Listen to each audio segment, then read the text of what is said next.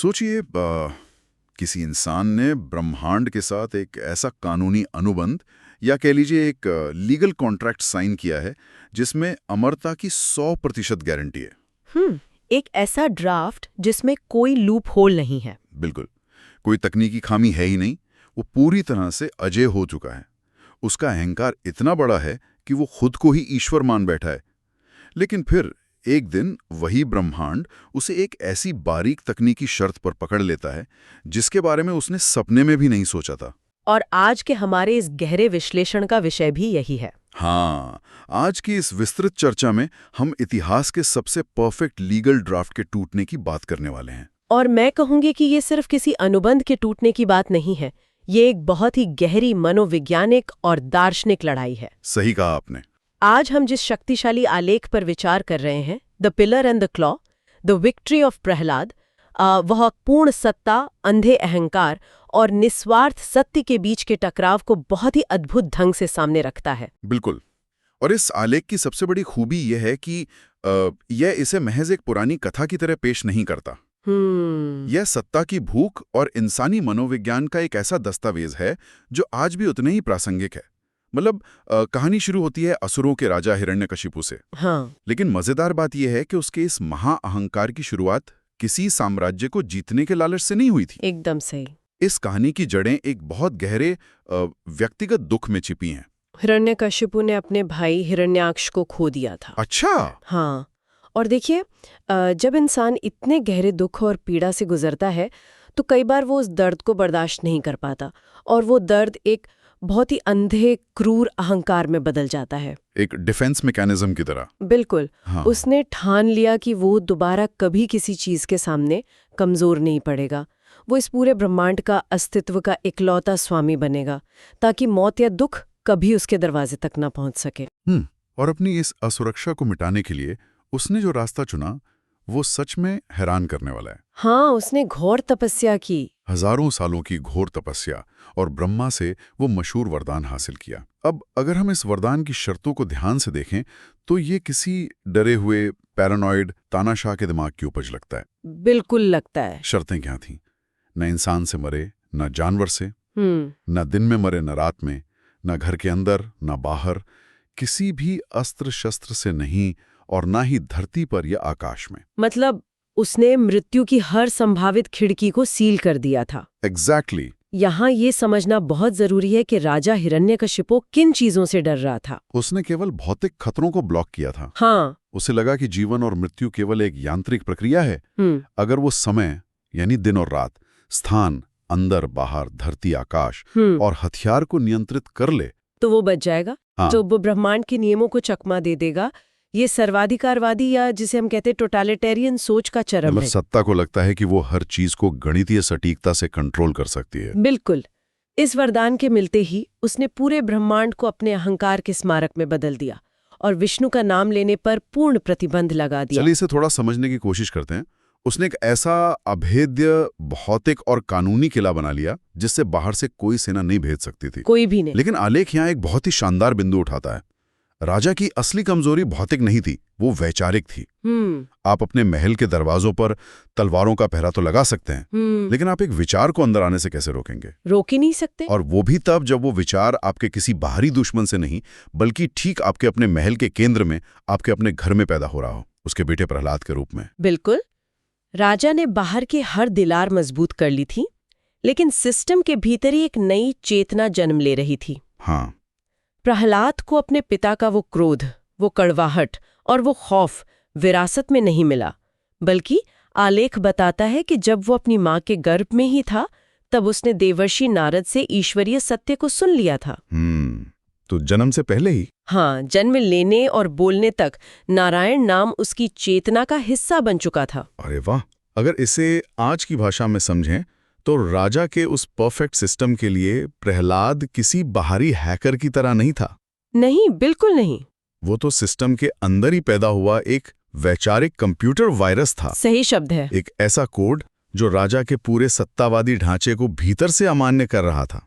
क्योंकि एक तानाशाह के लिए एक विरोधी सेना से लड़ना आसान है, लेकिन एक ऐसा बच्चा जो बिना किसी डर के एक सत्ता से भी बड़ी सत्ता को मानता हो, वो सबसे बड़ा खतरा है। यह तुलना बहुत सटीक है। हिरण्यकशिपु ने प्रहलाद की भक्ति को केवल एक बच्चे की नासमझी या घर की बगावत नहीं माना। तो क्या माना? उसने इसे एक कॉस्मिक विश्वासघात के रूप में देखा, मतलब एक ब्रह्मांडीय धोखा। कॉस्मिक विश्वासघात। जब किसी शासक का पूरा तंत्र इस झूठ पर टिका हो कि मुझसे बड़ा कोई नहीं, तो कोई भी ऐसा स्वर जो सत्य की बात करे उसे अपने वजूद के लिए खतरा लगता है। बिल्कुल। जब पूर्ण नियंत्रण की चाहत हो तो स्वतंत्र विचार, विशेषकर वो जो किसी अनंत ईश्वरीय सत्ता से जुड़ा हो, सबसे बड़ा शत्रु बन जाता है। तो जब राजा को ये समझ आ गया कि ये वैचारिक खतरा शारीरिक नहीं है बल्कि दिमागी है, तो उसने इसे सुधारने का फैसला किया। हाँ, रीप्रोग्रामिंग। बिल्कुल। उसने सोचा इस वायरस को एंटीवायरस से खत्म किया जाए।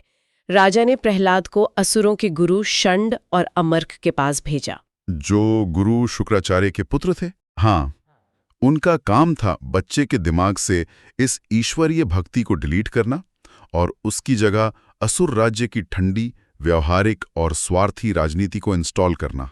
और इसके लिए उन्होंने प्रहलाद को जो सिलेबस पढ़ाया वो था त्रिवर्ग का सिद्धांत। ये त्रिवर्ग क्या है? यह राजनीति और समाज को चलाने का एक बहुत ही पुराना और विशुद्ध भौतिकवादी नजरिया है। इसमें 3 चीजें आती हैं। पहला, सामाजिक व्यवस्था बनाए रखने के लिए धर्म यानी नियम कानून। दूसरा, सत्ता और ताकत बढ़ाने के लिए आर्थिक विकास, जिसे अर्थ कहते हैं। और तीसरा, इन सब का मजा लेने के लिए इंद्रिय तृप्ति यानी काम। अच्छा, धर्म, अर्थ और काम। बिल्कुल। इसके साथ ही गुरुओं ने उसे मित्र और शत्रु का द्वैतवाद पढ़ाया, यानी दुनिया को हमेशा हम बनाम वो के नजरिए से देखना। एग्जैक्टली। यह राज करने का सबसे बुनियादी टूल है। लोगों को बांटो, उन्हें एक दूसरे का दुश्मन बताओ और फिर उनके रक्षक बनकर राज करो। बिल्कुल। उसे एक राजा और एक आम नागरिक, यहाँ तक कि अपने और अपने पिता के दुश्मनों में भी एक ही आत्मा दिखाई देती थी। वो बाकी बच्चों के साथ खेलने के बजाय उन्हें भागवत धर्म समझाता था। हाँ। वो कहता था कि ये जीवन भौतिक चीजों के पीछे भागने के लिए नहीं है। उसने इसके लिए एक बहुत ही गहरी बात कही। आलेख में इसका जिक्र है, चबाए हुए को चबाना। चबाए हुए को चबाना मतलब उसी नीरस, स्वार्थी और उपभोक्तावादी चक्र में बार बार फंसना। प्रहलाद अपने सहपाठियों को समझा रहा था कि वे जिस व्यवस्था का हिस्सा बनने जा रहे हैं वो उन्हें सिर्फ एक मशीन का पुर्जा बनाएगी। ये सोच सीधे तौर पर उस राज्य व्यवस्था की नींव हिला रही थी जो लोगों के डर और लालच पर टिकी थी। लेकिन यहाँ मैं थोड़ा असहमत होना चाहूंगा। अच्छा। हाँ, मतलब मुझे एक बात खटक रही है। क्या प्रहलाद की ये सोच बहुत ज्यादा वैरागी या अव्यावहारिक नहीं है? आप ऐसा क्यों सोचते हैं? आलेख में जिक्र है कि प्रहलाद कहता है, घर और संपत्ति से बहुत ज्यादा जुड़ा हुआ इंसान उस रेशम के कीड़े यानी सिल्क वॉर्म की तरह है जो अपनी सुरक्षा के लिए बुने गए जाले में कैद होकर दम तोड़ देता है। हाँ, ये बहुत ही सुंदर उपमा है। बात सुनने में बहुत दार्शनिक लगती है, लेकिन एक राज्य चलाने के लिए या आम जीवन जीने के लिए भौतिक विकास और सुरक्षा तो चाहिए ना? बिल्कुल चाहिए। अगर राजा और प्रजा सब वैरागी हो जाएं, तो राज्य की अर्थव्यवस्था कैसे चलेगी? सुरक्षा कौन करेगा? क्या भौतिक दुनिया को पूरी तरह नकार देना सही है? ये बहुत ही शानदार और वाजिब सवाल है, और अगर हम इसे सतही तौर पर देखें तो ऐसा ही लगता है कि प्रहलाद दुनिया छोड़ने की बात कर रहा है। हाँ, ऐसा ही लगता है। लेकिन यहाँ जो सबसे रोचक बात है वो ये कि प्रहलाद दरअसल धन दौलत या विकास का अंधा विरोध नहीं कर रहा है। वो उस अटैचमेंट या अंध आकर्षण का विरोध कर रहा है जो इंसान को अंधा कर देता है। मतलब वो चीजों के इस्तेमाल के खिलाफ नहीं है, बल्कि चीजों का गुलाम बनने के खिलाफ है। बिल्कुल। जब आप सत्ता या धन का उपयोग एक जिम्मेदारी की तरह या धर्म की तरह करते हैं तो वो समाज का भला करता है। लेकिन जब आप उसे अपने अहंकार को पुष्ट करने के लिए, खुद को दूसरों से श्रेष्ठ साबित करने के लिए इकट्ठा करते हैं, तब आप उस रेशम के कीड़े की तरह बन जाते हैं। अरे वाह! हिरण्यकशिपु ने क्या किया?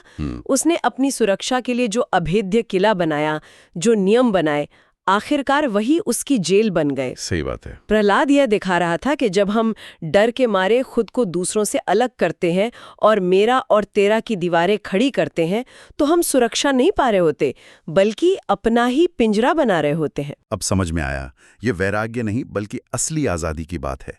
लेकिन जाहिर है एक तानाशाह को यह आज़ादी की बात बिल्कुल पसंद नहीं आएगी। बिल्कुल नहीं। जब राजा के सारे शैक्षणिक और वैचारिक रीप्रोग्रामिंग के प्रयास विफल हो गए, जब प्रहलाद ने सीधे तौर पर अपने पिता के साम्राज्य को अज्ञानता का पिंजरा कह दिया, तब बात बिगड़ गई। बहुत बुरी तरह। जब विचार से विचार को नहीं काटा जा सका तो अहंकार अपने सबसे निचले स्तर पर आ गया, शारीरिक क्रूरता और हिंसा। यही हर तानाशाह की अंतिम नियति होती है। जब उनके तर्क हार जाते हैं तो वो बल प्रयोग करते हैं। हिरण्यकशिपु ने उस छोटे से बच्चे को खत्म करने के लिए क्रूरता की सारी हदें पार कर दी। और हिंसा भी कोई साधारण नहीं। उसने प्रहलाद को ऊंचे पहाड़ से नीचे फेंकवा दिया, लेकिन ब्रह्मांड का नियम देखिए, हवा रेशम की तरह मुलायम हो गई और बच्चा बच गया। हाँ। उसे जहरीले सांपों के गड्ढे में डाल दिया गया, लेकिन उन सांपों ने कुंडली मारकर प्रहलाद के लिए गद्दा या सिंहासन बना दिया। बिल्कुल। उसे घातक जहर पिलाया गया, लेकिन आलेख बताता है कि वो जहर उसके गले में उतरते ही अमृत बन गया। इन सभी घटनाओं में सबसे ज्यादा ध्यान देने वाली बात प्रहलाद की मानसिक स्थिति है। वो कैसे? वह ना तो रो रहा था, न मदद के लिए चीख रहा था और न ही अपने पिता को श्राप दे रहा था। आलेख के अनुसार वह समाधि की अवस्था में था। ये कैसे संभव है कि कोई आपको मारने की कोशिश कर रहा और आप इतने शांत हो? क्योंकि प्रहलाद एक अलग ही वास्तविकता में जी रहा था। उसे अपने पिता से कोई नफरत नहीं थी, बल्कि शायद करुणा थी। करुणा? हाँ, वह जानता था कि उसके पिता का ये सारा क्रोध, ये सत्ता, ये वरदान सब एक भ्रम है। जब आप जान जाते हैं कि सामने वाला व्यक्ति एक भ्रम में जी रहा है, तो आप उस पर क्रोधित नहीं होते। प्रहलाद का ये नफरत का ना होना, उसका ये पूर्ण समर्पण ही उसकी सबसे बड़ी ढाल बन गया। अरे वाह, यहाँ पर कहानी सच में बहुत दिलचस्प हो जाती है। और इसी ढाल ने कहानी में सबसे बड़ा चमत्कार किया। होलिका दहन के समय बिल्कुल आग से जलने से बचाता था। ये तय हुआ कि प्रहलाद को होलिका की गोद में बैठाकर चिता में आग लगा दी जाए। अब अगर हम इसे मॉडर्न टर्म्स में देखें तो होलिका का ये वरदान एक बेहतरीन फायरवॉल या इंक्रिप्शन की तरह था। हाँ, एक फायरवॉल, एक ऐसा सेफ्टी मैकेनिज्म जिसे तोड़ा नहीं जा सकता था। लेकिन प्रकृति ने उस फायरवॉल को ही हैक कर लिया, लेकिन किसी बाहरी तरीके से नहीं, बल्कि उसी के डिजाइन की वजह से। ये समझना बहुत दिलचस्प है कि वो शॉल होलिका से उड़कर प्रहलाद पर क्यों आ गई। हाँ, क्यों आई? ब्रह्मांड या प्रकृति किसी वरदान की, यंत्र की या उसके अक्षरों पर काम नहीं करती। वो काम करती है इरादे की शुद्धता पर, मतलब इंटेंट पर। मतलब वो शॉल कोई साधारण कपड़ा नहीं, बल्कि एक ऐसा एल्गोरिथम था जो इंटेंट या नियत को पढ़ता था। एग्जैक्टली। जब चिता में आग लगी तो होलिका के मन में एक मासूम की हत्या का पाप और अहंकार था, जबकि प्रहलाद के मन में पूर्ण समर्पण और शुद्धता थी। सुरक्षा का वो ब्रह्मांडीय एल्गोरिथम उस दुर्भावनापूर्ण इरादे के साथ काम नहीं कर सकता था। क्या बात है। इसलिए एक ईश्वरीय हवा चली और उसने उस सुरक्षा कवच को होलिका से हटाकर उसके सही अधिकारी प्रहलाद को पहना दिया। होलिका उसी आग में भस्म हो गई और प्रहलाद पिघले हुए सोने की तरह सुरक्षित बाहर आ गया। और इसी घटना से होली का त्योहार का जन्म हुआ। बुराई और पुरानी सड़ी गली सोच का जलना और सत्य का बच जाना। बिल्कुल। लेकिन इस चमत्कार ने राजा की आंखें खोलने के बजाय उसे पूरी तरह पागल कर दिया। उसका सारा कंट्रोल, उसका सारा गणित फेल हो चुका था। हाँ, हताशा। और हताशा में वो सीधे ब्रह्मांडीय सत्ता को चुनौती दे बैठा। हम कहानी के सबसे रोंगटे खड़े कर देने वाले दृश्य पर पहुंचते हैं। सभा कक्ष का माहौल बेहद तनावपूर्ण है। हवा भारी हो चुकी है। गोधूली बेला का समय है, जब न पूरी तरह दिन होता है न रात। राजा हिरण्यकशिपु एक निर्जीव पत्थर के खंभे के पास खड़ा है। उसका अहंकार अब एक विक्षिप्त रूप ले चुका है। वो पागलपन की हद तक पहुंच गया है। हाँ, वो अदृश्य ईश्वर को सामने आने की चुनौती देता है। वो प्रहलाद से व्यंग में पूछता है कि अगर तुम्हारा भगवान हर जगह है तो क्या वो इस ठंडे निर्जीव पत्थर के खंभे में भी है? और प्रहलाद बहुत ही शांत भाव से कहता है, हाँ, मेरे प्रभु इस पत्थर के हर अणु में मौजूद हैं। उफ। ये सुनकर राजा का गुस्सा 7वें आसमान पर पहुंच जाता है। वो अपनी भारी गदा पूरी ताकत से उस खंभे पर दे मारता है। और वो खंभा सिर्फ टूटता नहीं है, वो फट पड़ता है। बिल्कुल। एक ऐसी भयानक आमाल आती है जैसे 1000 बिजलियां एक साथ गिरी हों। धरती कांपने लगती है और उस उड़ती हुई भूल और मलबे के बीच से एक ऐसी आकृति उभरती है जिसने राजा के उस परफेक्ट लीगल कॉन्ट्रैक्ट की धज्जियां उड़ा दी। भगवान विष्णु का चौथा अवतार नरसिंह। आधा शेर और आधा इंसान। नरसिंह का ये स्वरूप कोई संयोग नहीं था। ये राजा के उस चतुर, अत्यधिक तार्किक और गणितीय वरदान का एकदम सटीक ब्रह्मांडीय जवाब था। आलेख इस बात पर जोर देता है कि राजा ने प्रकृति और जीवन को अपने नियमों से बांधने की कोशिश की थी।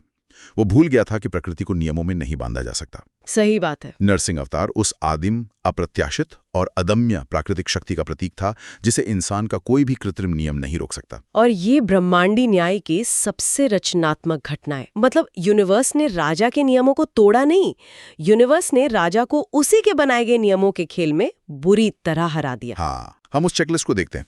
राजा की पहली शर्त, न दिन में मरे न रात में। नरसिंह ने उसे गोधूली बेला यानी संध्या काल में पकड़ा, जो दिन और रात के बीच का एक छोटा सा पल है। दूसरी शर्त, न घर के अंदर न बाहर। उसे घसीटकर महल की चौखट पर लाया गया, जो न तो घर का अंदरूनी हिस्सा है न ही बाहरी। तीसरी, न धरती पर न आकाश में। नरसिंह ने राजा को अपनी जांघों पर लिटाया।